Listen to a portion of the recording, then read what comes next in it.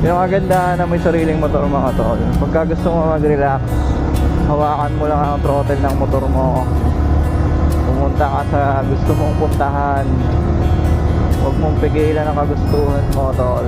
Kasi minsan kinakailangan talaga natin mag-relax. Katulad nito, kahit mag-isa lang ako, magre-relax ako. Ganito ko mag-relax. Kung hindi mo naman trip talaga magmotor, alam mo naman siguro sa sarili mo kung ano yung makapagpa-relax sa'yo. Punta ka sa beach, punta ka sa rest house mo, punta ka sa bukid, or kung gusto mo naman mag-hiking ka, bahala ka tol.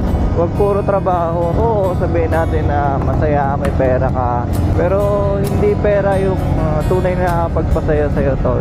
Kumbaga ang pera, instrumento lang yan tol. Maniwala ka sa